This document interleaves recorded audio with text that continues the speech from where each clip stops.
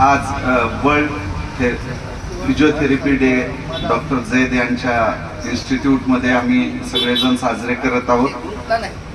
खरं तर माणूस किती वयाचा हा जो आकडा असतो तो मॅन्युप्युलेट करता येतो। आपल्याला 20 वर्षामध्ये 15 वर्षाचंही दिसता येतं आणि 20 वर्ष तुम्ही जर इकडं तिकडं व्यसनामध्ये अडकलात किंवा स्वतःवर लक्ष नाही दिलं तर तुम्ही तेच व्यक्ती 30 वर्षाची दिसू शकते। हा जो ट्रान्सफॉर्मेशन आहे आणि हा जो बदल आहे तो तुम्ही अगदी आपल्या खिशातला एकही रुपया न घालता तुम्ही स्वतःवर करू शकता। म्हणजे तुम्हाला 45व्या वर्षी 40व्या वर्षासारखं जर दिसायचं असेल तर ते शक्य आहे का? तर शक्य आहे आणि त्यासाठी एकही रुपया लागत नाही।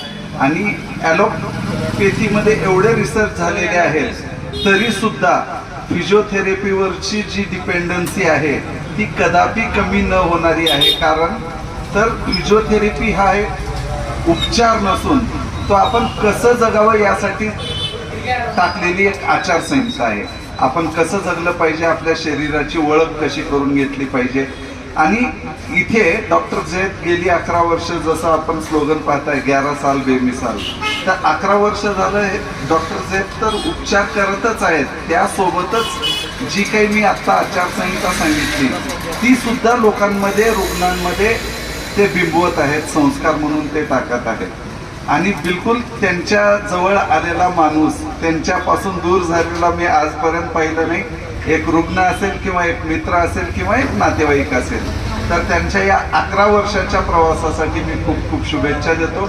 आणि त्यांनी जे यामध्ये उपचाराच्या पलीकडले जे गोष्टी बिंबवल्या आहेत, त्यांनी जे त्यांचं सातत्य देत आहेत, खरंच ते तुम्हाला 11 वर्ष बेमिसाल करण्यासाठी पूरक आहेत। आणि परत एकदा मी डॉक्टर जैद सरांना व जगातल्या सर्व फिजिओथेरपिस्ट लोकांना या दिवसाच्या शुभेच्छा देतो व मी माझी रजा घेतो।